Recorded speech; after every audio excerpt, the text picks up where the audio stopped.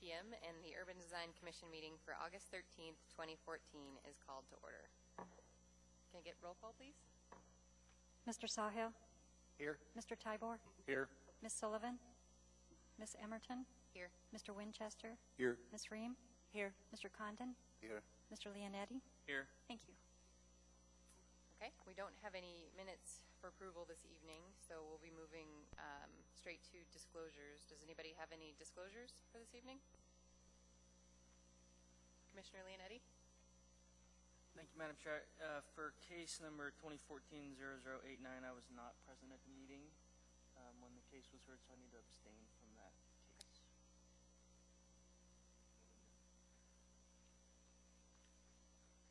Okay, any other disclosures?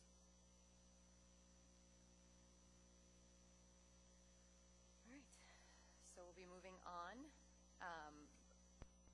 First thing on the docket is the review of art. We had 2 items to review for this evening. Does anybody have any questions about the art projects?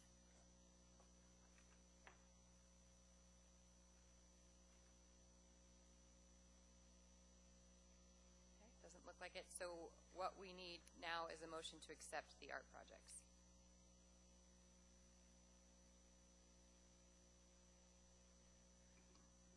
Okay, we have a motion to accept from Commissioner Tybor and a second by Commissioner Ream. Is there any discussion or objection? Okay, so no objection. These 2 art projects are approved.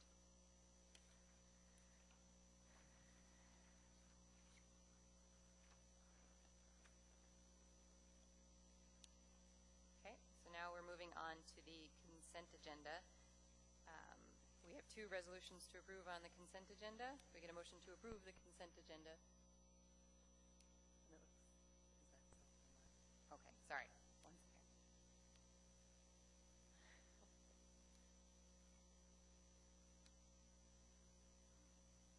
Sorry. We have a motion to approve the consent agenda by Commissioner Tybor and a second by Commissioner Winchester, with Commissioner Leonetti abstaining from case 2014-009. Do you have any discussion?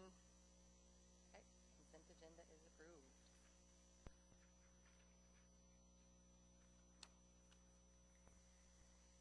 Okay, so now we are on to regular agenda. At this point, I am actually going to read the appeal process for the Urban Design Commission. An individual may have appeal rights relating to any action the Urban Design Commission takes, except commission recommendations to the Assembly, which are not appealable. Appeals must be filed with the clerk's office within 20 days after approval by the Urban Design Commission of the resolution, which is the commission's final decision. A fee for the appeal is required at the time of filing. An individual may request written findings from any commission decision within 7 days. So we are now on to case 2014-0122. Do we have a staff report? Yes, Madam Chair.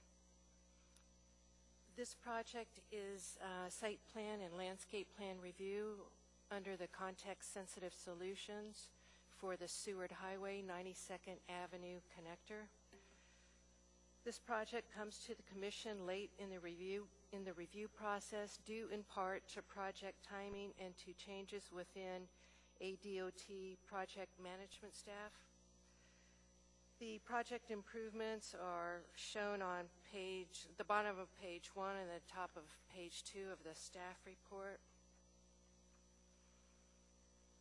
Lori Skanke, who is the municipal non-motorized transportation coordinator, had some comments on the project that I'll be going over.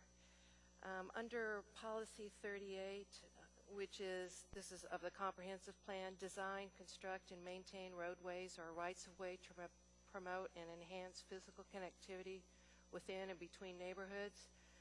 The project provides a concrete sidewalk on the north side of 92nd Avenue and a 10-foot pathway on the south side. The 10-foot pathway adjacent to the scooter off-ramp should be continued rather than transitioning to the narrower 6-foot sidewalk. Given the short section, about 500 feet of 6-foot sidewalk, it is preferable to widen this to a 10-foot asphalt pathway to maintain a consistent width and enhance physical connectivity within and between neighborhoods.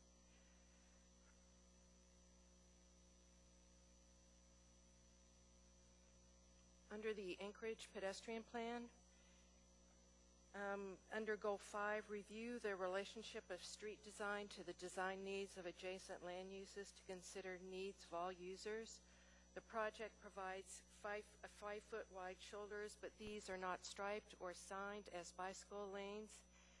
This should be done to meet the needs of bicyclists and to increase bicycle safety, and also to meet the criteria of the Anchorage Bicycle Plan.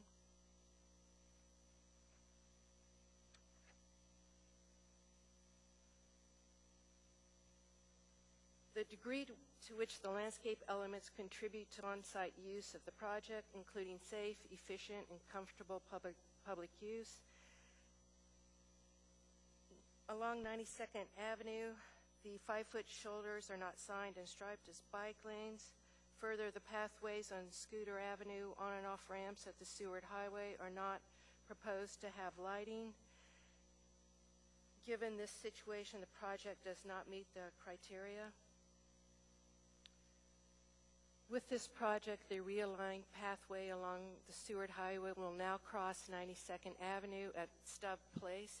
If you turn to page 11 in your packets, there's this is a sheet from the submittal from DOT, and this is Lori had taken this and highlighted in yellow the pathway, the new proposed pathway.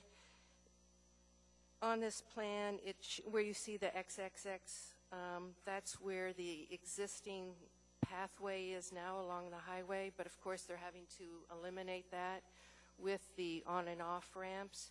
And so they have had the pathway go along the off ramp and then along the off ramp. And with a crossing, you'll see just east of Stubb Place, and I'll refer to that crossing a little bit later.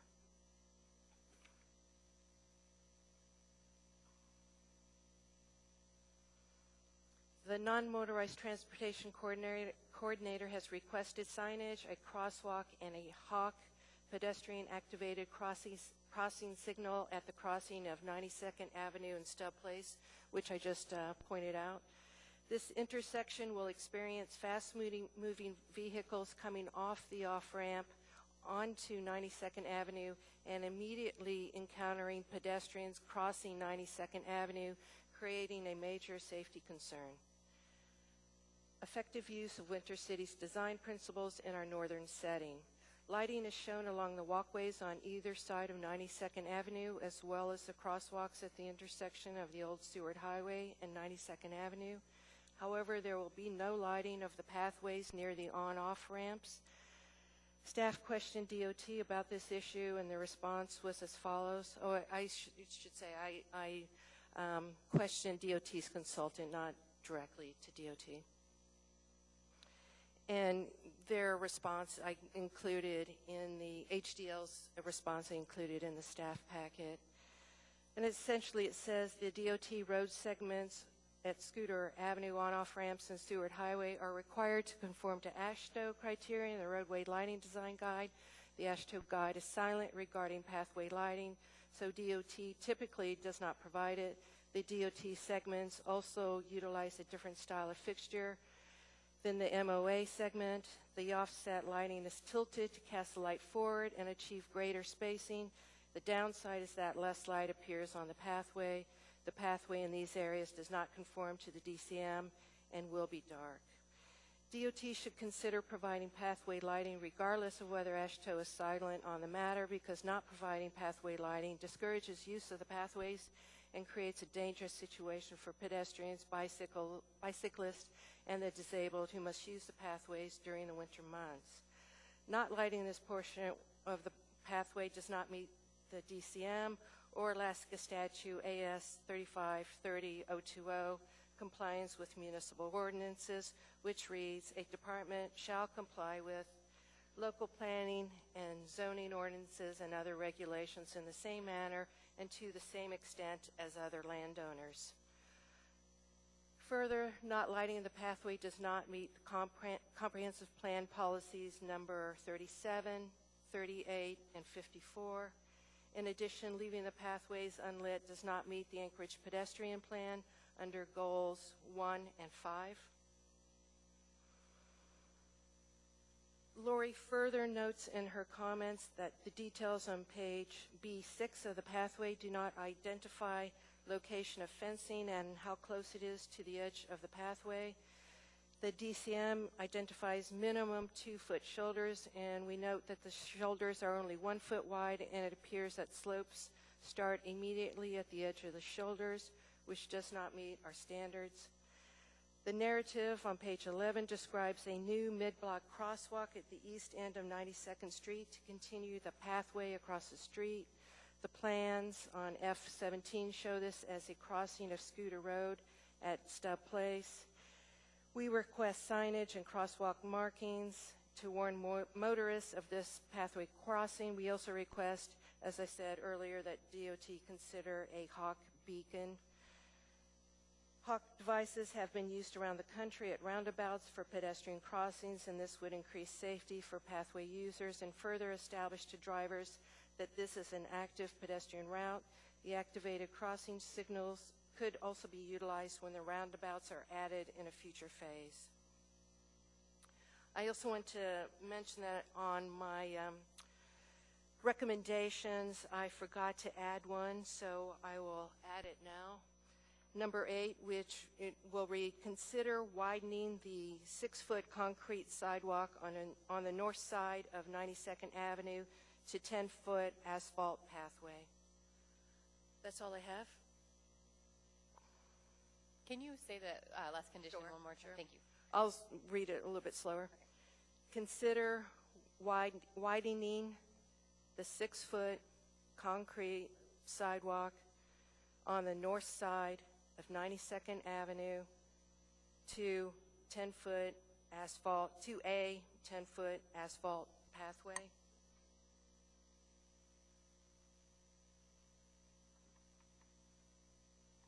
Thank you. Do you have any questions for staff? Commissioner Leonetti. Thank you, Madam Chair. Ms. Ferguson, I have a couple of questions here, and then I don't know if anybody else lit up the tree, but I will see. Did this go before the Planning and Zoning Commission already, and were there comments from them?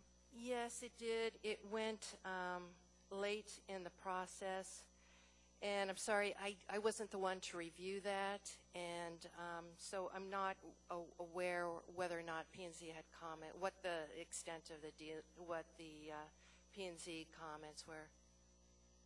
Is there any way that we could figure that out? It says in the, well, at least in their application, that it was filled out and that P&Z comments would be provided after the meeting. Yeah, I'm sorry, I don't have those. Okay. Okay. In your dialogue with the consultants and DOT,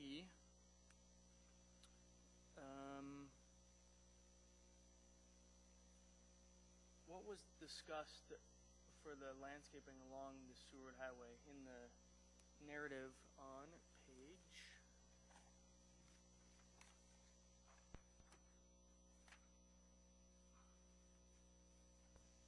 4? It said landscape along the Seward Highway will provide a significant benefit in terms of meeting the highway screening standard, evergreen trees placed in a more irregular natural planting, blocking screening views, etc. I didn't see any plans that showed the landscape described in the narrative. So that's page 4 of the staff report? No, of the applicant's Of the packet. application, Mhm. I'm looking, with that, I'm page, It's actually not labeled as 4, it's just after page 3. actually page 3. Page 22 of the packet, it sounds like. 23. 22 and 23, yeah, thanks. I'm sorry, Ed, could you So point that out again. Are you in the, I'm on page 22, yes. so the last sentence that says landscaping on the north side of Scooter is more formal, continues, and then the next sentence says landscaping along the sewer highway will provide a significant benefit in terms of meeting the highway screening standard, etc. Could you, what's your question? If plans were inadvertently not submitted, or if you had dialogue with them that omitted landscaping.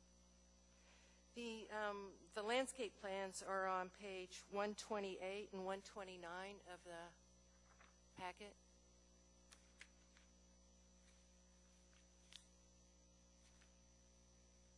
Right, so that encompasses Scooter Road, but doesn't have anything on this. Oh, yes, I see what you're saying. Yes, as far as I know, there are no landscaping, there is no landscaping proposed for anything other than 92nd Avenue. Okay, great. And you didn't have any dialogue with them that would suggest that they omitted it?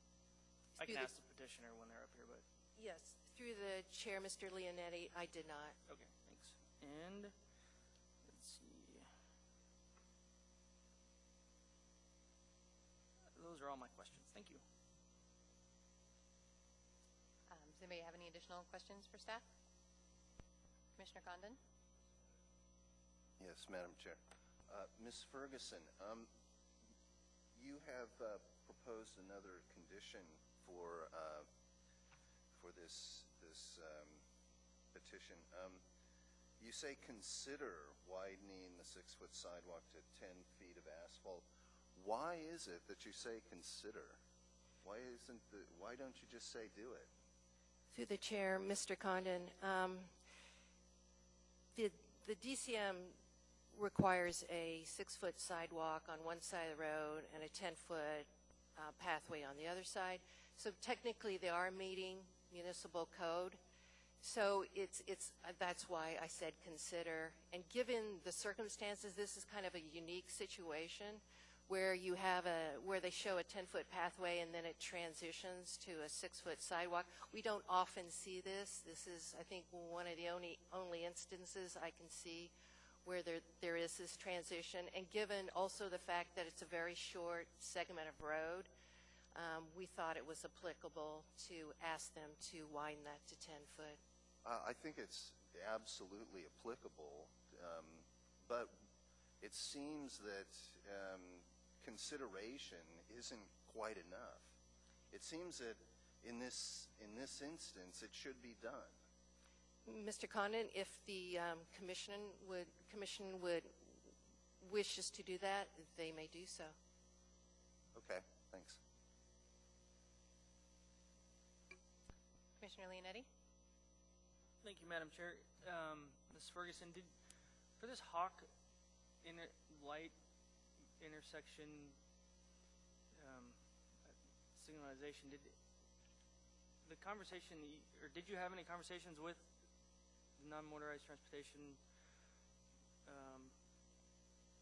person with the city? And I have the exact same concern. Like, okay, we have this people flying off the Seward Highway, and there's no way for them to know that they're going to hit somebody or not. But also, there's the side of the coin that says that's a really uncommon signalized intersection for pedestrians, and the amount of people that are actually going to know what that means and the frequency that it happens, it's kind of one of those things that I'd like to hear dialogue on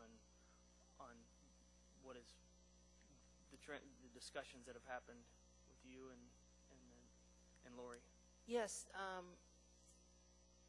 through the chair, Mr. Leonetti, Lori and I did talk about it, and she, had the same concern. It's an obvious conflict at that point, and in her estimation, the best solution would be to put in a Hawk crossing signal. We didn't discuss it any more than that, and I didn't have dialogue with HDL about the matter. So, it would be a good topic for the commission to bring up with the petitioner and petitioner's representative tonight. Okay, great. Thank you. All right, do you have any additional questions for staff?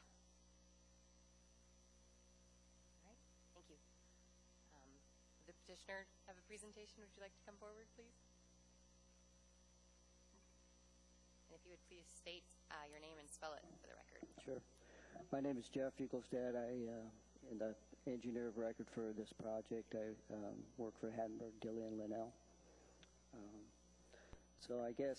Can you spell your name too, please? Pardon me? Can you spell it too, please? Sure. Thank you. F is in Frank, Uglestad. It's a very Norwegian name.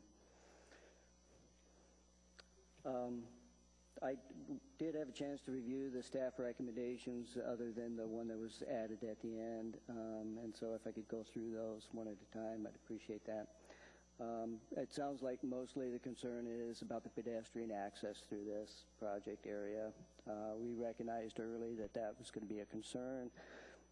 We looked at a number of alternatives, and then what the project you see before you is the result of what we looked at. So, begin with number 2. The request is made to sign and stripe for like a Class A shoulder bike route. We had discussions about that. What we don't want to do, especially eastbound, this is such a short segment, that under this current project, what we don't want to do is lead these bicyclists onto those ramps. And so what we did was set this up for the future project where it would make sense to sign and stripe that as a Class A route. Once that project is done, then there will be a link from Old Seward Highway underneath the new Seward Highway clear out to Academy. We think at that time it's appropriate to sign and stripe that as Class A route and not under this project. Number 3, pathway should have 2-foot shoulders required by MOA. Yes, we do provide that because per the DCM, pathways should be 8 foot unless you have higher pedestrian and bicyclist volumes. We don't have that higher volumes here. So 8 foot is the right answer for the size or for a width of the traveled way on a pathway. What we're providing is that 8 foot plus 1 foot paved shoulder and 1 foot unpaved shoulder. So that 1 foot unpaved counts towards the shoulders. We do that on roadways as well on certain occasions where we have unpaved shoulders.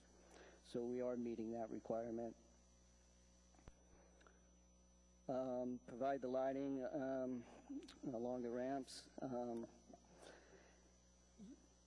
Again, we had let the staff know that DOT typically doesn't illuminate pathways or primarily illuminate pathways. Because of the agreement between the city and the state about the maintenance portions, Scooter Avenue itself will be turned over and maintained by the municipality. The ramps from that pedestrian crosswalk towards the new Seward Highway is going to be maintained by DOT. There are different fixtures. There's also, and so the maintenance part of it was where we broke where we were going to use the DCM, the Muni's design criteria versus the state's design criteria.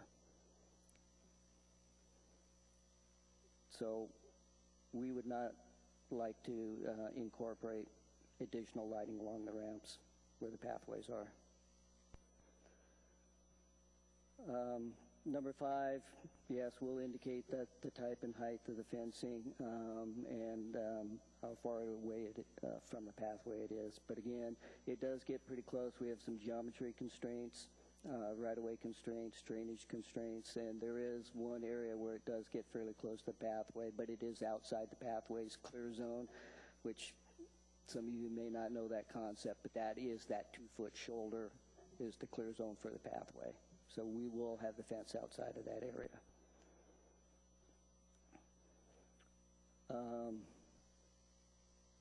Although staff didn't talk about it directly, but number 6 was consider extending the fencing along the pathways. And we did look at and extended the fence as far as we could. We understand that, well, everyone should understand we do not want pedestrians to cross along the ramps, and so we are channelizing them towards that crossing. Now, I guess the biggest one that it sounded like was some questions about that mid-block crossing. We did do a pedestrian study along this area, and the pedestrian counts are fairly low. As a matter of fact, our counts are less than 100 pedestrians per day that are using the existing pathway, and therefore probably would be using that new crossing. As such, it doesn't warrant any hawk beacon or any flashing beacons. We did the study because that was a question we had. We have the same concerns about pedestrians crossing there. We even considered, do we not put a mid-block crossing, have them go down to Old Seward Highway? Well, that sounds good, but we recognize that many of these pedestrians are going to cross. They're not going to go down to the Old Seward Highway, therefore mid-block crossing. We feel, at least, we're signing for it. We are slowing down the traffic coming off the new Seward Highway. We have, I believe it's warned them down to 30 miles an hour. We configured the radius of those curves on those ramps to force them to slow down. And we did sign for that there's a crosswalk there. We do have some signs for that.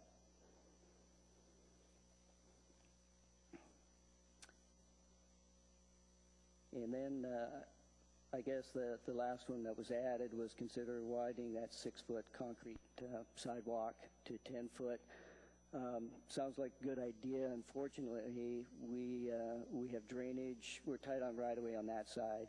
We have drainage issues we have to take care of. There's high groundwater in this area, so we need sufficient ditches and culvert pipes and storm drain lines to handle that. So we have ditches along that side for a portion of it. And so I don't think we can accommodate that because right now we are constrained by right-of-way and those other design elements.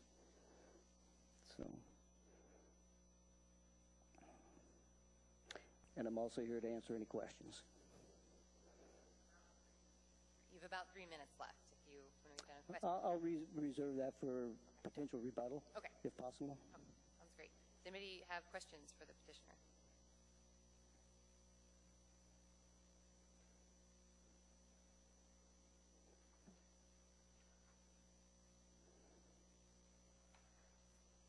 Commissioner Winchester. Good evening. Couple of quick questions on the bicycle lanes with the striping. Yeah. You're saying would be reserved for a future project when, and I was trying to understand when the bicycle would go under the new Seward Highway? Yes, they would. Those bicycle facilities would continue along with the roadway under the new Seward Highway, and then extend clear out to Academy to the east. Academy to the east. So the issue is trying to avoid bicyclists from actually getting on the road and then somehow finding their way out onto the freeway. Correct, under this project, Under this prior project. to then the future project where it goes underneath. That's our concern at this time. And it is a very short segment right now, although in the future project it'll be a much longer segment. Okay. Thank you. Commissioner Sawhill? Yeah, thank you, Madam Chair. Has this case been heard by the Planning and Zoning Commission? Yes, it has. What'd they do? They passed it. What conditions did they have? None. They just passed it as is, good to go. Yes. Easy. Okay. I see you have a fence planned on top of the berm. I was real disappointed not to see details of that fencing. Is fencing something that's important to the plan, to the Urban Design Commission? Okay. Could you describe that fencing for me? Well, we're anticipating that's going to be the continuation of chain link fence along the top of the berm. It wasn't anticipated to be a decorative fence. It's to channelize the pedestrians to that crossing. It's an opportunity to do something nicer. Perhaps. Well, I'm disappointed to hear that chain link is your plan.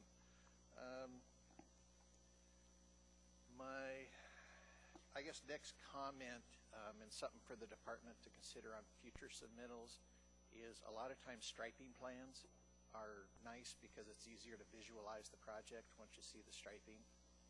I note that the striping was shown on the landscaping plan, and it made some of the improvements a lot more clear. You can see the 5-foot shoulder and how limited that striped shoulder is going to be, and so it just helps maybe some not as technical people review the project. So just a suggestion for next Okay. time. Thank you. Commissioner Leonetti? Thank you, Madam Chair. Let's see.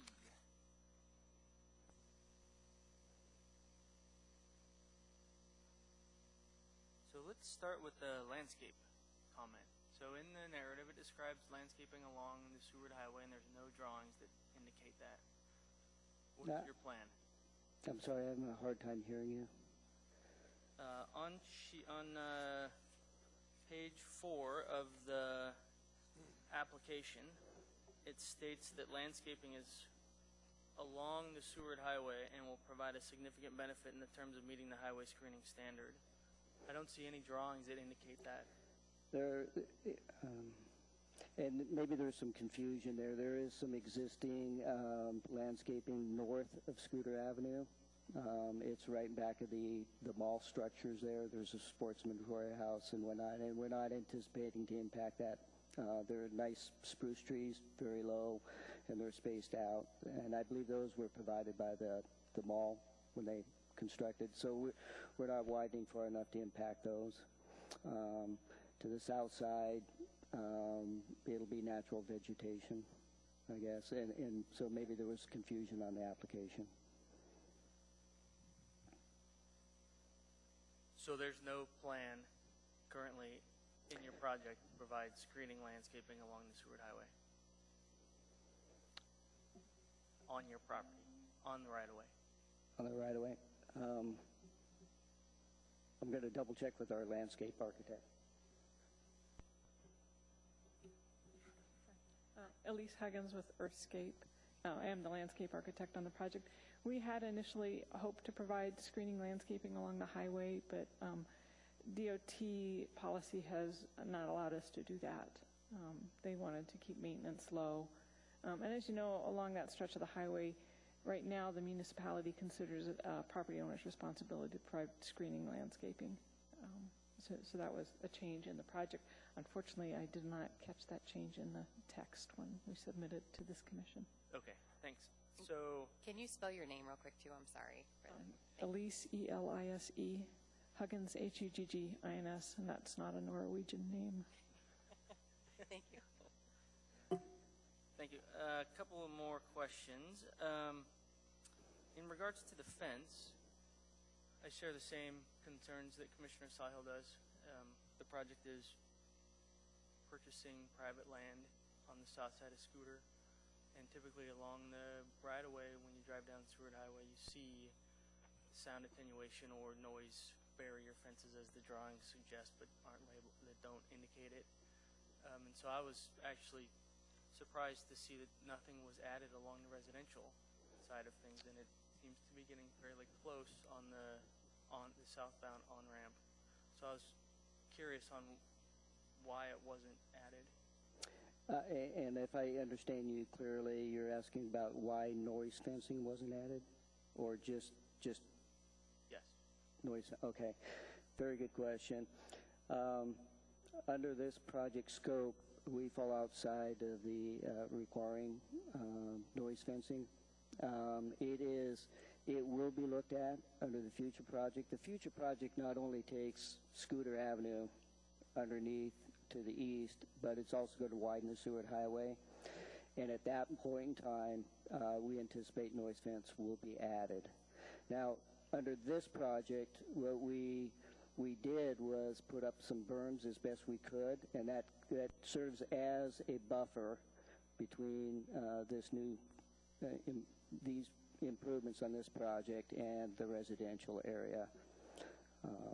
And so that was our solution, try to mitigate as best we could without going to a noise fence, which isn't warranted under this project.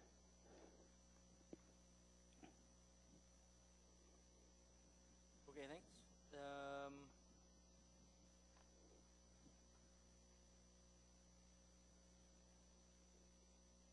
So if I understand your comments regarding the comments, comment number 2, you're indicating should be eliminated. Is that accurate? Yes, that is accurate. Okay. And comment number 3 would remain. Yes, we are providing that, yes. 4 would remain. 5 would remain. 6. 4 would not remain. We 4 would not remain. yeah. And your thoughts on that is that it's just not the policy, and the general public is in a safe condition based on the DOT standard, which is not what the DCM for the MOA says. Is that accurate? That's accurate for a separated pathway, yes. So can you explain to us how the DOT standard and the MOA standards differ then? I'm not a lighting expert, so unfortunately, I have a consultant that does the lighting for us, but I just have a Julie, hard did you time wanna- supporting removing a condition based on not enough light. And I tend to agree with what the staff packet says, which is they're not going to have enough light there. They're not going to go there. It's going to be unsafe. There's going to be people flying around the corner. So I'm a little bit torn on the different standards. And if we could have some dialogue on that, it might help other commissioners as well. well, I would like to point out that there is no pathway lighting there right now. That pathway is unlit for that whole extent along Seward Highway, basically, until you get nearer to, say, O'Malley and or Diamond, where you have the high tower mast or lighting the interchanges. This stretch through here, there is no pathway lighting existing. So I'm not sure how we're really making it worse. We are providing street lighting, which will increase the amount of lighting for the pathway as well. It's just not correctly taken into account for specifically the pathway. But the on-off ramps on the scooter are not currently there, and I believe that's what the lighting is directed toward. Pardon me? The bike ramps that go onto and off of scooter is what the comment is in regarding to, not the existing pathway along the Seward Highway. Well, I thought I understood the comment to be provide pathway lighting along adjacent to the ramps. That's the way I understood that comment. Yeah. And the ramps aren't? Okay. And the ramps are DOT facilities. Right. And will remain DOT facilities. Okay. And so that's 4. Number 5.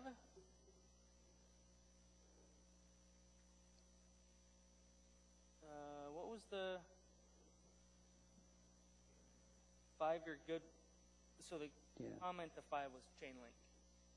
Yeah, chain link, and we'll clarify what was requested there, the height. Now and would be a good time to clarify that.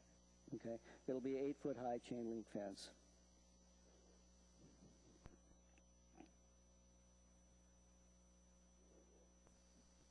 And 6 you were not in favor of? 6 we did consider. We extended the fencing as far as what was feasible given geometry and drainage constraints. And it was couched as a consider, and we did consider that earlier you're on. good with leaving that. Yeah. And the beacon. So you did the Hawk beacon. So you did a pedestrian study, and the pedestrian study determined that the Hawk beacon didn't have the volume of pedestrians to necessitate it. That's correct. And that was provided in the case packet? The study? Yeah. I don't believe it probably was. Okay. And the 6-foot wide concrete sidewalk. You're saying you're tight on space, so let's just pick a section. The landscape drawings show that's on scooter, right?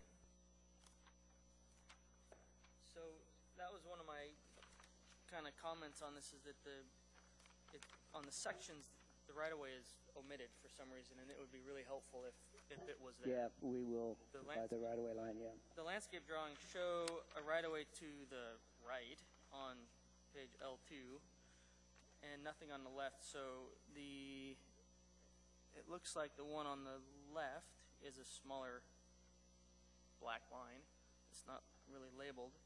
So where is the right-of-way in relation to the toe of the slope and existing vegetation? The landscape plan clearly calls out some existing vegetation to remain and some to be removed. Yeah, I'm looking at a different drawing here that I can really tell other than the landscape drawing. So can you bear with me just a second? Absolutely. Thanks.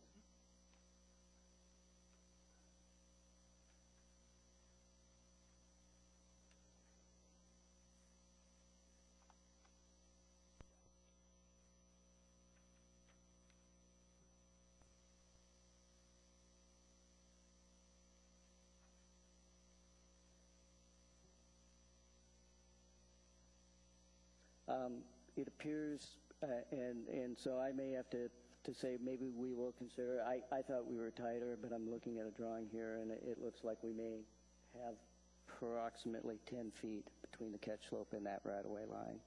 So I'll say, I'll check with DOT and see if they were willing to consider that. I hesitate to make any promises. Okay. Thank you. And then back on the bike lane, since we're on that scooter. So the bike lane on these drawings stop at station, or would stop at station 60 plus a pair for a scooter? Or would, oh, there's 296. What is, oh boy. So where would it stop? What station? Would it stop at the stub place? Maybe that would be a good place to stop. Yes, under this project, they'd stop at Stub Place in essence, yes. And you're explaining that that is not preferable because people would then presume that the bike lane continues and go onto the highway. Correct. That's our concern. Great, thank you.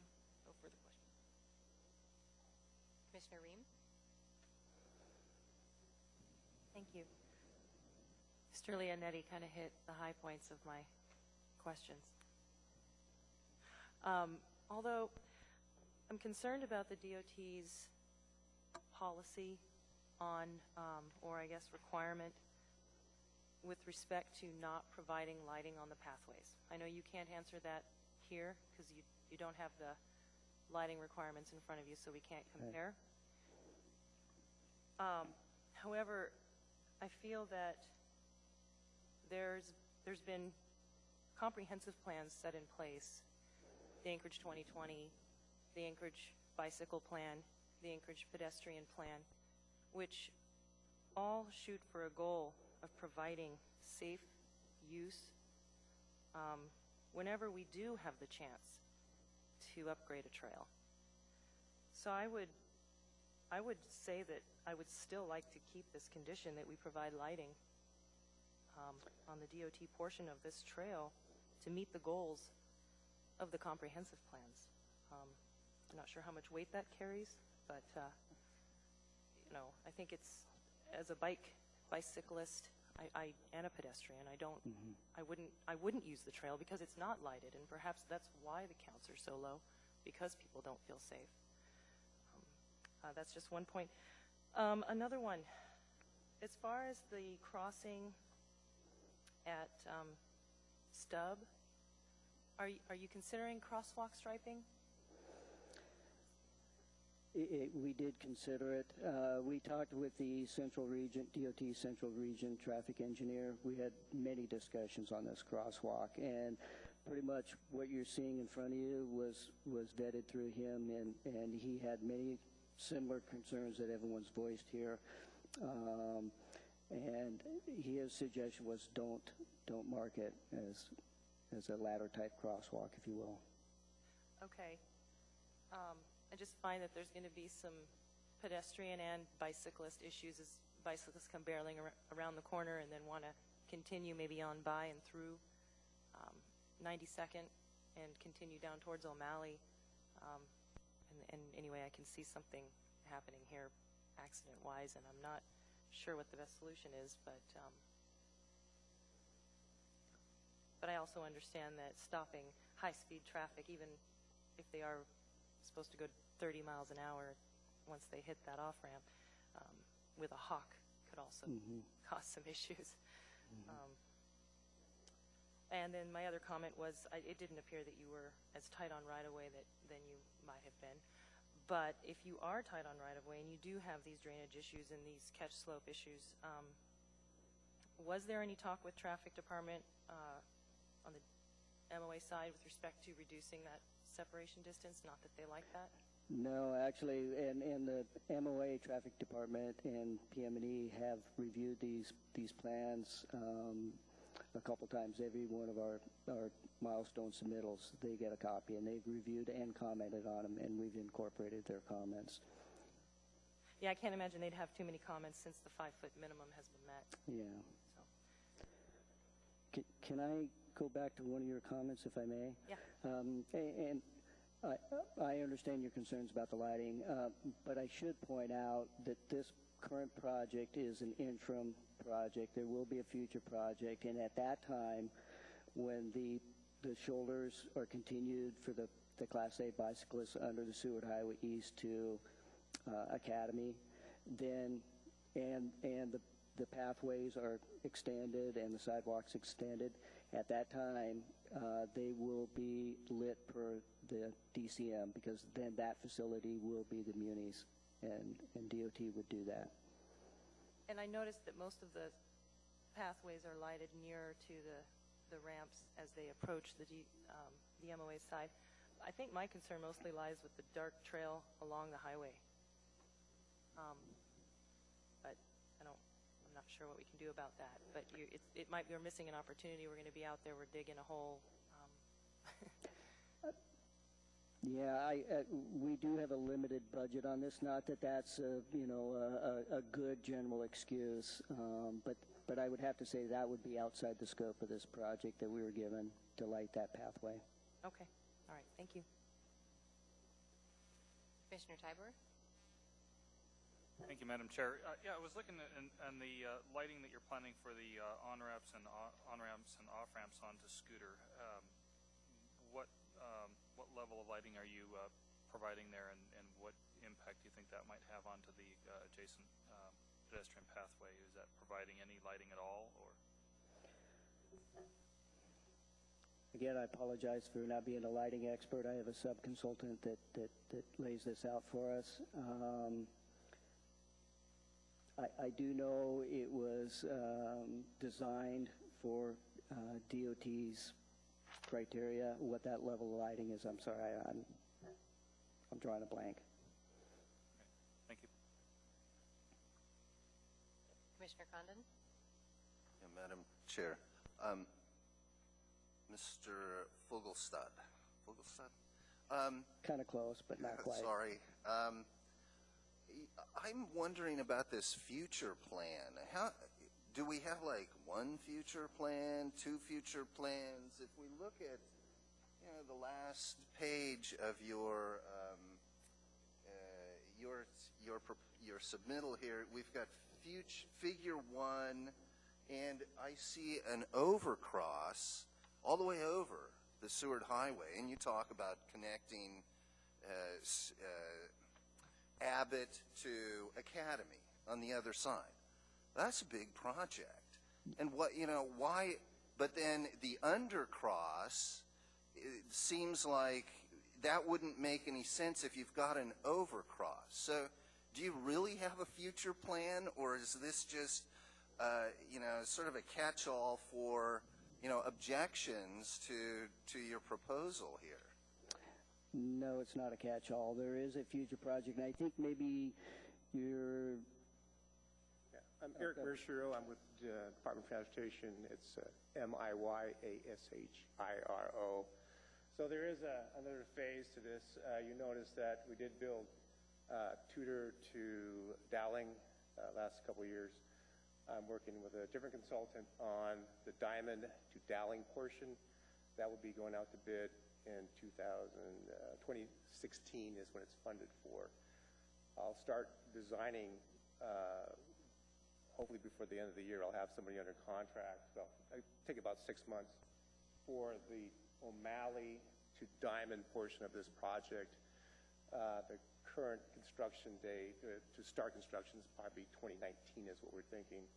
and that will be either a 2-year or a 3-year project.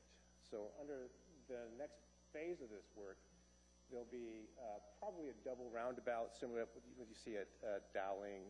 Actually, I shouldn't say Dowling. Probably the C Street underpass is a little bit better example. And at least that's the current thinking.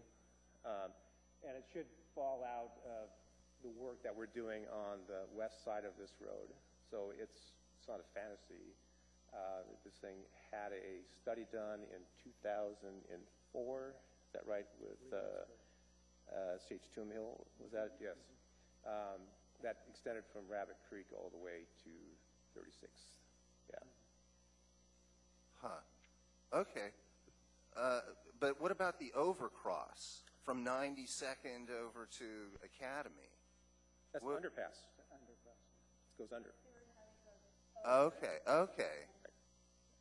All right, now I get Similar it. to what you see at Dowling down the road. Now, but you're going to put a tunnel through, and then later you're going to put an underpass, and then we might see some pedestrian facilities on the underpass? No, it'll be just one, the road going over and an underpass, similar to what you see at Dowling, except it may be 4 lanes or maybe 2 lanes, whatever, going underneath there.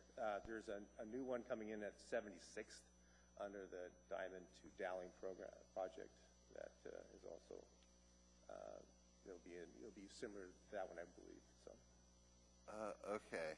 But the main line, the Seward Highway goes over, and the 92nd will go under it, just like you see at Dowling going under the Seward Highway. Okay, but you talk about a pedestrian tunnel. No. It'll be part of the roundabout. Ah, okay, I see. All right, well, that clarifies that issue. The other issue is this problem of pedestrians crossing the freeway right there, and there is a fence. I mean, I drove past it, and there is a chain link fence, but apparently it's not in very good condition. Is this your chain link fence? Well, I guess on both sides of the road, DOT owns the fence, and I guess I know that there's actually a project in the works to improve the type of fencing that we have, at least on the east side of the road between Academy all the way to our off-ramp to Diamond. It'll be a much stouter, more secure fence, but that's not really the long-term answer. The long-term answer is to go ahead and build this underpass under the Seward Highway to connect Academy to 92nd, so the pedestrians have a different route to get under the highway. Yeah, so. Right. But do you have a maintenance plan in place at this point? Apparently not.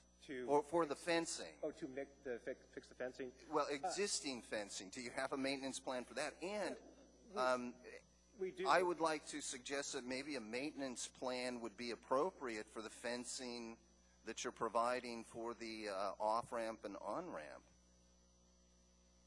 Yeah, I guess the problem that we have at Academy, per se, is people go out there and cut the fence. That's a problem. That's a problem, yeah. And you can buy yourselves a nice set of cutters that cut darn near anything. So it seems that maybe there should be some kind of maintenance plan, some kind of sort of rigorous, periodic inspection of the fence in order to reduce that, fairly extreme hazard. Right. Our crews do go out and they fence it. They'll take a piece of fabric and go over it and stitch it in. They'll also just basically replace pieces of the fence. And what we found, and this was a very unfortunate event near the Cotton Center, near the Glen Highway, where we also have the same problem with residents cutting the fence and then running across the road, where we had a young kid who was killed going through that hole. So it is a important thing for the department. We're aware of the problem. We're going to try to put a stronger physical barrier there, and I know that our maintenance crews have gone out and done repairs on sections of that fence this summer. But I also noticed that further south of Academy Drive, somebody plowed into the fence again. And there's nothing we can really do to build a barrier strong enough. We wouldn't want to build a barrier strong enough to stop cars from going through it, yes. So. Yeah. Huh. Well, yeah. I mean, this whole safety issue that, other commissioners have brought up, the lighting, it's a little disturbing to hear you say that, well, there aren't enough people to really warrant a safe crosswalk, based on your counts. I mean, policy 54 that staff has rightly referenced in their report, it says to ensure safe pedestrian movement. And, it seems to me that this should be regardless of the number of people who are using it or, the number of fatalities it takes in order to qualify for, a safe crosswalk. This seems to be, the safety issue surrounding this ramp, I think, is, it bothers me. Well, correct me if I'm mistaken, Joe. The area where the people will be crossing will be eliminated. Yeah, I mean, it's part of the roadway. It's, going off of it, it's not illuminated, and they shouldn't be getting hit with cars off the road. So I don't want you to think that the area where they actually be crossing would be non-illuminated, and I don't think it's unsafe. I think it is safe to cross there. Good stuff. Yeah, you shouldn't be getting hit here. There's different things that people have advocated for putting striping and whatnot. I guess the thinking from the engineering point of view is that these often lead to a false sense of security where, they're supposed to stop, but they don't. They just go right through that stuff, and you're in real danger of, you don't want people to think that people won't stop if they're not going to stop. That's why we don't typically stripe mid-block crosswalks as a according to policy. That makes think it makes it safer, but it doesn't. In fact, people think it's safe, they step out and they get run over. So that's why some of these things are doing. We do that not that we don't want to spend the money on paint. It's because it gives people a false sense of security. Okay, so you don't want to. Yeah, okay, that makes sense. But okay, so you don't mind spending money for the paint, but for a Hawk system, some kind of more expensive system, you also don't want to spend money on that either. And this is at the expense of pedestrian safety. I think the Hawk Beacon, the pedestrian beacon. Yeah, getting Julie Trudeau, Trudeau, French, but from the husband. So the thinking with the pedestrian beacon is that there's also a lot of users that push the button, don't wait for it to activate, get across because there's a gap in traffic, and then there's a driver expectation that when the lights are going off, you should see a pedestrian crossing. And when those users aren't using the crosswalk, then there's also a false sense of how it's functioning. And so we did a pedestrian study. The number of users during the peak hour were extremely, extremely low. And that was presented to the state traffic engineer, and the decision was made that that location wasn't the best use of that type of mechanism for the users, both pedestrians and vehicles. Because when you get vehicles slowing down and stopping, you also have a rear-end collision opportunity that can occur too. So all of that analysis was taken into account when the decision was made not to install it. Okay, so pedestrians, bicyclists that are going north-south along the freeway, they're sort of on their own when it comes to crossing that the Abbott Road right there, 92nd. Right. So they're just kind of, you end your fence and then you're on your own. Well, a bicyclist should know the rules of the road. Is that I think is fair to say, and I don't know pedestrians or bicyclists that assume they can't look both ways. And I guess I'm not following your question there. I would assume they'd stop. They'd look both ways, and when they have a gap, they will cross, just like any other unsignalized, say at a stop sign or something. The pedestrians need to stop before they cross, and bicyclists. But Did I not understand your question correctly?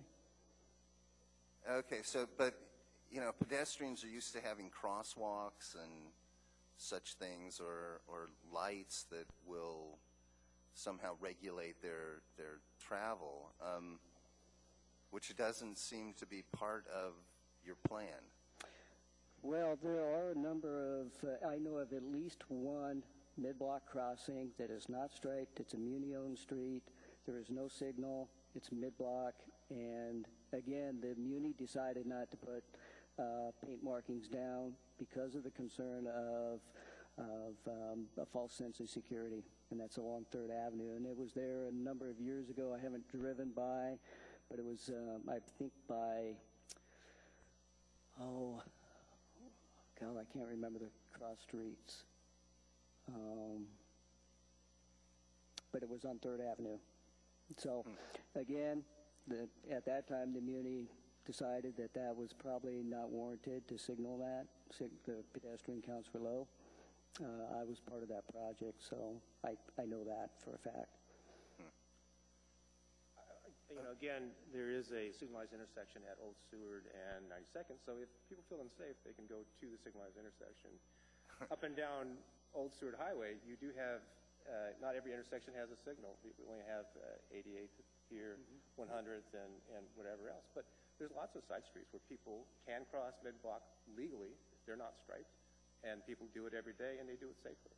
So this is again, a choice for the folks who feel comfortable crossing. They can. If they don't, there'll be a signal right down the road.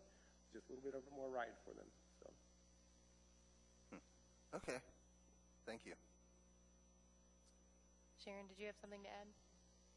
Yes, Madam Chair. If I may, I had a few questions for Mr. Fogelstad. Okay. The first one refers to recommendation number 2. You had said that is it number 2? No, sorry. Which one is it? Oh, number 3, regarding the 2-foot shoulders. Yet the plans that were submitted show a 1-foot shoulder, so I'm confused as to, you had said earlier that they are 2-foot shoulders and therefore meet the DCM? Sure, let me clarify that. The 1-foot dimension refers to the gravel shoulder. We typically, on pathways, we don't designate lanes as such. I mean, we don't stripe them typically, so we don't say on our plan set that this is a 5-foot lane and a 5-foot lane, or a 4-foot lane and a 4-foot lane. My point is, per the DCM, the right answer is a 10-foot wide pathway through here. We chose to pave 10 feet of that because it's easier for the contractor to pave 10 feet than it is 8. Okay, so we recognize that. We just say, okay, we'll make it 10 feet. Okay, so we're considering 1 foot of that on one side, the paved, as part of the shoulder, and then the other foot that's dimensioned is for the gravel portion of it. So the contractor knows what's paved and what's unpaved. Okay, I understand. And my second question is regarding the lighting. You had said earlier that, and this is, you had said with a future project there may be an opportunity to light it, the portion that's unlit at this point. But if I'm not mistaken, there won't ever be another opportunity to light the on and off ramps. Is that correct? With the future phases. The future phase, the on and off ramps will change configuration a bit. And what's going to happen is and then the pedestrian pathway on both sides will change configuration also to accommodate. Now it's going to be, as Eric had suggested or had told you, it's going to be a bridge on the Seward Highway. The full pedestrian facilities will extend underneath to the east, the separated pathway and the sidewalk on the north side. And at that time, those facilities will be lit per the Muni standards. And then also the bike lane will be marked per the Muni standards, because then it'll be a corridor. But you're talking about Scoter Avenue or 92nd Avenue, is that correct? That's correct. Yeah, so the on and off ramps will, in terms of the lighting, will most likely remain as they are now. Yeah, and at that point in time, it will be, the ramps will be lit for the vehicle traffic, yeah. So they will be in a future phase? Yeah, for the vehicles. So that the pathways that are not lit now will be lit in the future phase? I'm not saying that. We don't know in that future phase. It's not even out for design yet, and I don't know what the status of that existing pathway, what will happen to it at that point in time. You're talking about the one that parallels Seward Highway, I assume? No, I'm talking just the portion where the off-ramp, on and off ramps are, where the street lighting is directed towards the road, and therefore there's no light on the pathways? Mm-hmm. Oh, now I follow. Well, number one, the preliminary plans for that future project, they're at about 20%. And I think under that, that's probably a fair statement. I mean, the pathway would be separated, similar to what's under this project. Okay, so no change from what we see here? Yes, I would anticipate something similar, but again, it hasn't been designed yet, so I'm... Okay. And one other question. In HDL's discussions with DOT regarding that stub place crossing across 92nd Avenue, was there ever discussion about putting a pedestrian overpass at that location? Not an overpass. We did look hard at trying to get some pedestrian tunnels under those ramps, but the issue here is there's high groundwater. You dig down, there's portions where the groundwater is at the surface or at the most 1 or 2 feet below the surface. You start digging down in there, and any undercrossing would be a pond, basically. So the overcrossing it was not discussed. If I had to speculate, based on the grades, maximum grades and the height requirement, I believe the ramps just for that would be fairly lengthy. But no, that was not looked at. Thank you.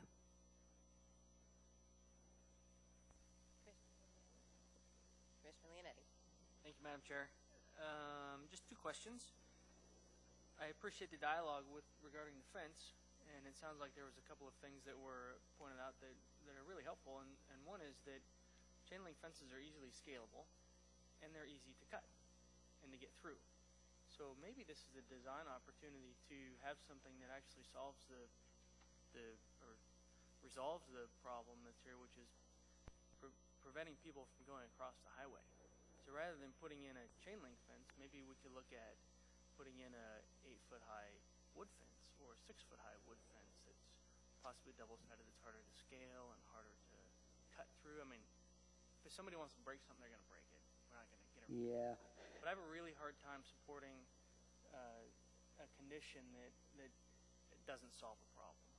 I mean, that's why we're here. If we're not going to put in beacon lights and crosswalks, we need to do other means of remediating people from what we don't want them to do. Yes, and to be clear, on the east side, there is a portion of wood fence, and there's some people that have busted those boards off as well to get through. I understand your concerns. I can tell you that this is an interim project, and I think you heard that the future project is coming sooner rather than later. And the noise fence and perhaps some of this other fencing concerns can be dealt with under that project, particularly since it'll be a moot point about people crossing there because they will have full pedestrian facilities on both sides of Scooter Avenue at that point in time. So potentially that next project is in 6 years? 2000 something. 2019. 19, 5 years. Okay, 2019. 2020 it would be done, and maybe-ish. So, Yeah. it's just hard to have a case before us that isn't solving problems, and it's almost sounding like doing everything in its possible manner to push it on to the next project in 6 years. Well, we also looked at a pedestrian tunnel under the new Seward Highway under this project. I mean, it's a concern that we're well aware of, and so we were brainstorming what would that take to do that. And again, high groundwater is a problem. Could we have physically put a tunnel under there? Yes. But the high groundwater would have made it a pond without reconstructing the Seward Highway and recognizing there's this follow-on project that we think it will solve the problem of these pedestrians cutting across. Okay, solving that problem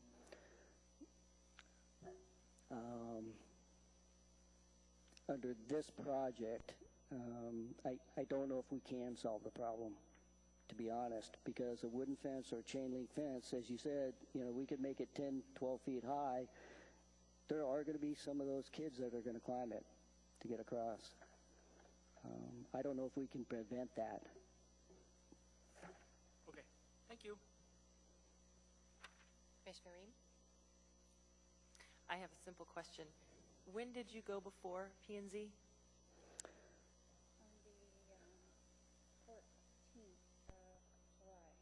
the 14th of July. The 14th of July? Yeah, I think so, yeah.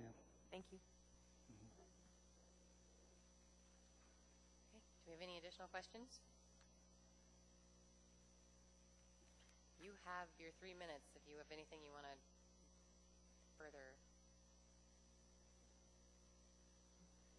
I'm fine, thanks. All right, so the matter now rests with the commission.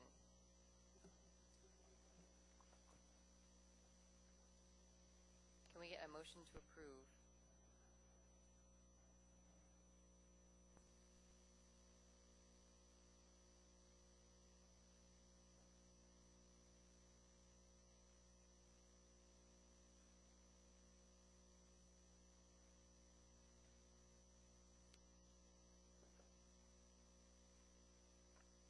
A motion to approve from Commissioner Tiber. Would you care to state your motion, please?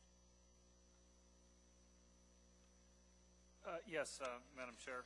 I move to approve case number 2014-0122, context-sensitive solutions, transportation project site plan review and landscape plan review of the Seward Highway 92nd Avenue connector. Subject to staff's recommendations. One,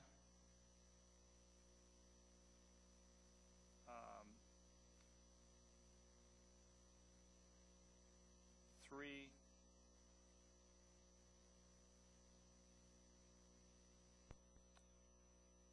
five, 6, 7, and 8.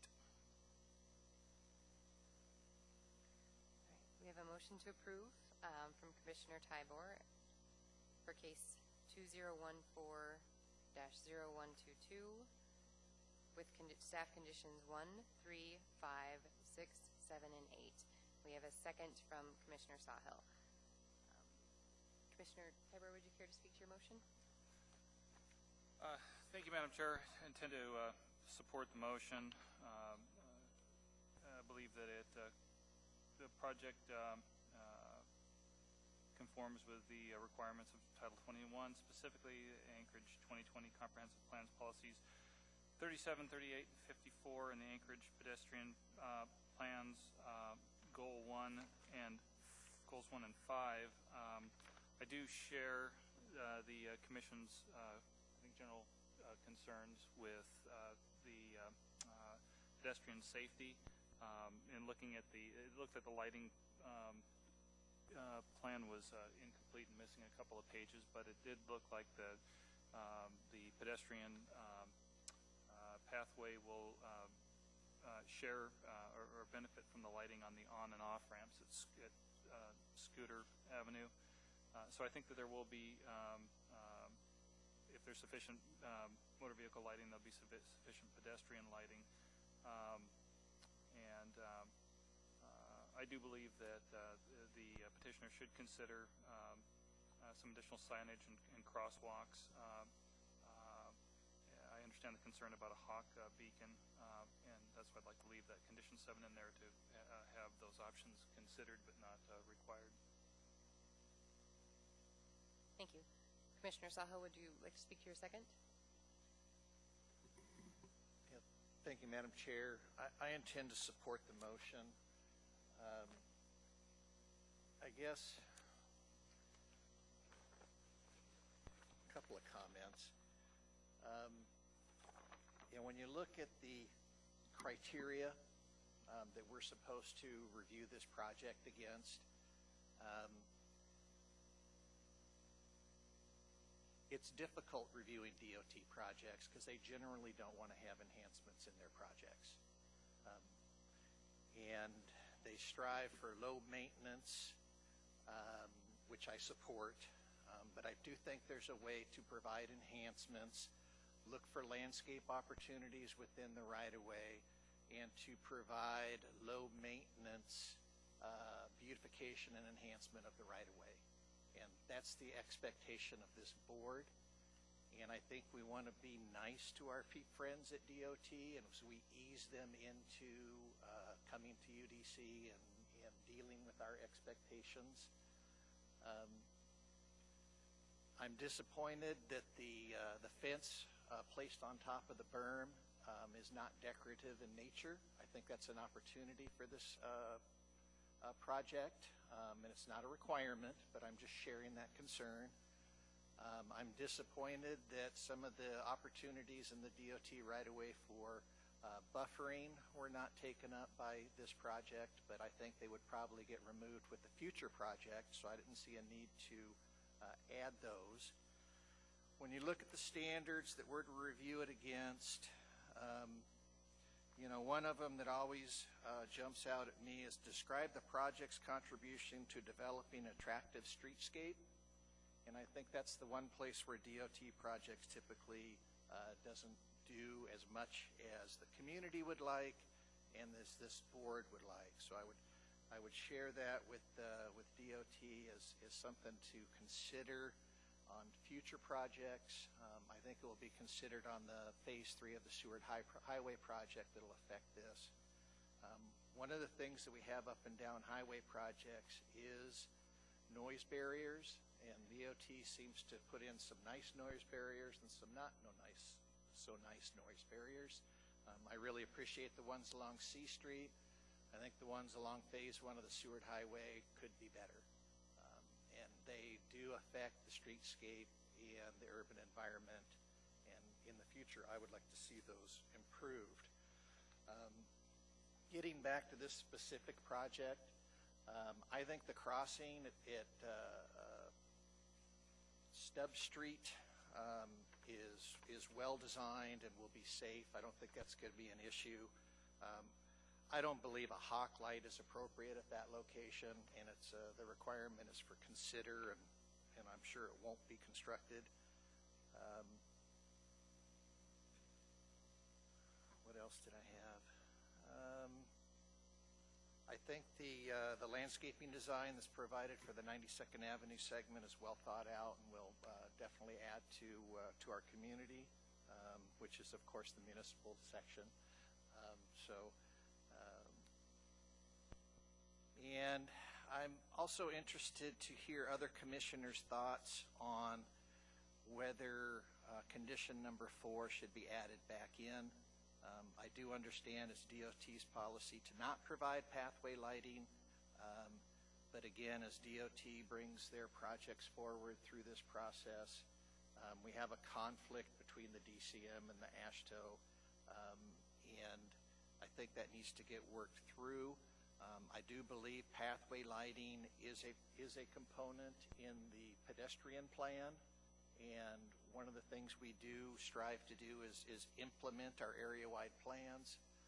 So that's important to the community and this commission. And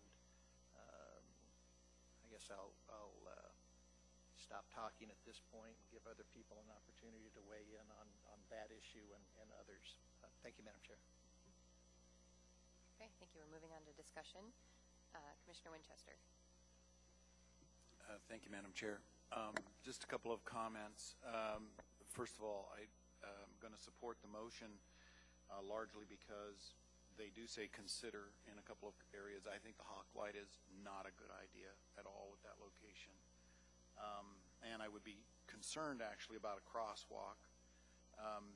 One of the things that I think in the future would really help you folks is to bring your pedestrian study plan along and show us where the people are coming from and to. I've been around this area quite a bit, and most of the people are going north-south from the mall, obviously to the residential area, and until you connect 92nd Avenue across to the other side, no pedestrians are really using, or bikes really, are using the pathway along the side of the Seward Highway. That will change dramatically when you put this underpass in. So with that, I would also say that the lighting issue is not an issue for me. I think there's probably enough lighting for what you're going to see as pedestrians at this location with what you're doing now. The future, though, brings another big issue, and you said that there will be, and this is mostly to DOT, but the roundabout situations, I know we're all fond of them because they move traffic very well, but they're pretty much hell for pedestrians. Trying to get across a roundabout like at Dowling, have you ever tried to? Pretty difficult because people move through those roundabouts and they are not looking for pedestrians. So if this is going to be a pedestrian crossway, okay, and you're going to put people going north-south from the mall to the pedestrians on the south, and you're going to put pedestrians going east-west across the Seward Highway, the typical Dowling roundabout is going to have some serious consideration for pedestrians because there are a lot of pedestrians on the east side of the Seward Highway that will avail themselves of that intersection, as you're well aware. So I'm just sort of throwing that out there if I'm still around, which probably won't be. But the point is, when that comes up, we really should consider these things a little, pretty heavily for pedestrians. Thank you. Commissioner Leonetti. Thank you, Madam Chair. I intend to support the motion, and I resonate the same comments that the previous commissioners have stated. The issue with the lighting, I have some concerns with that, and I would, or possibly will, add the condition back in to see what the commissioners think. The 8-foot fence, or the fence, we should put in there some findings that is what it's intended to be. I think that the landscape is good on 92nd or Scooter Avenue. I think that's a nice plan. I think that some opportunities were missed on the Seward Highway that possibly in the future DOT could consider. Commissioner Leonetti, can you make sure you're talking into your mic? Sure. We're losing you. Thanks. The landscape along the Seward Highway, I think some opportunities were missed, and that maybe in the future for our visitors and residents of the city, DOT could beautify a little bit more with some vegetation that's low maintenance. I do respect the low maintenance. I think that's a big issue up here, and so that would be good to consider that in the future. That's all I have. Thank you. Commissioner Condon. Yes, Madam Chair, I intend to support the motion, and I would concur that condition 4 provide the provision of lighting is appropriate in this location.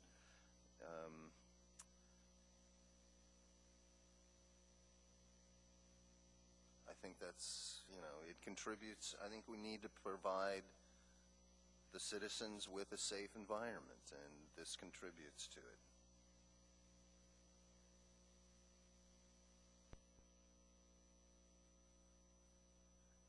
Yep. So if what we would need need would be a motion to approve an amendment to add condition 4 back in. So it looks like we have a motion from Commissioner Leonetti. Would you please like to state the motion? Sure, I would like to amend the original motion and add condition number 4 back in, which is provide the pathway lighting. And I will not muddy the water other than that. And so we have a motion to amend the original amendment, adding condition number 4, pathway lighting, as a condition of approval. And we have a second from Commissioner Condon.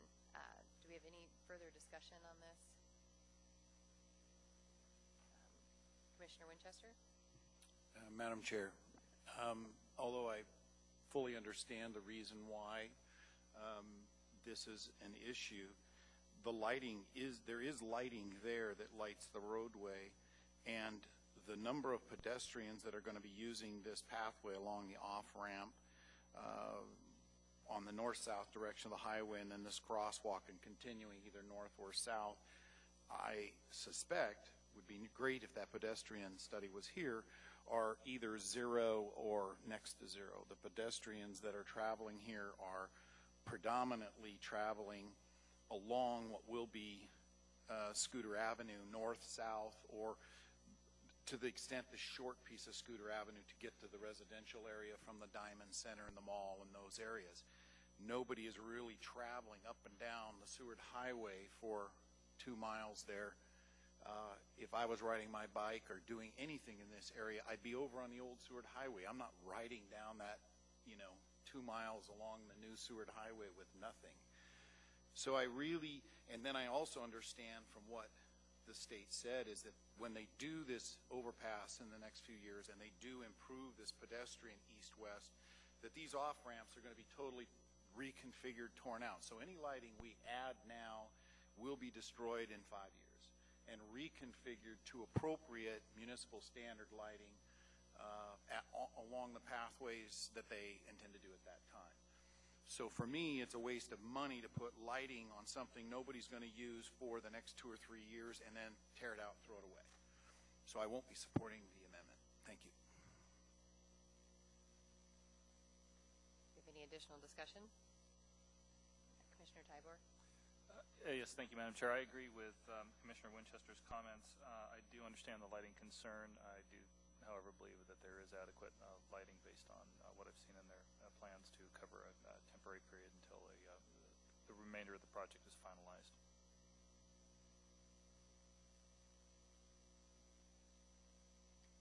Any additional discussion on our motion to amend? Okay. Can everybody please vote?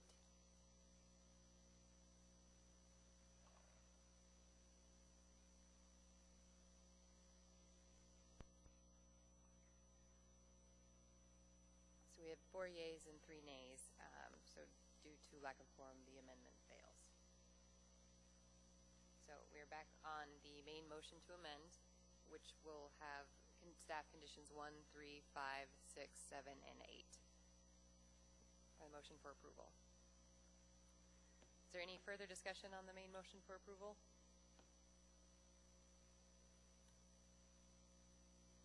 Hearing none. Everybody please vote on the main motion for approval.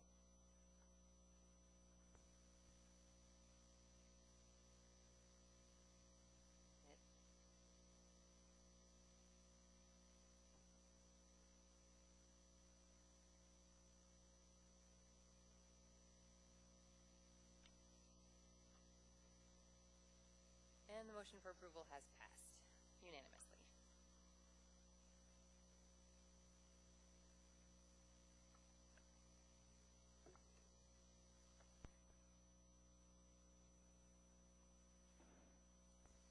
So moving on, do we have any additional commissioner comments for this evening? Commissioner Tybor?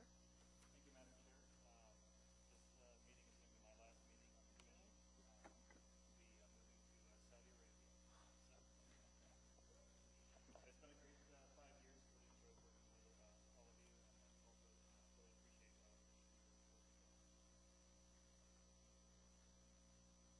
Well, good luck. It's exciting. Any other comments?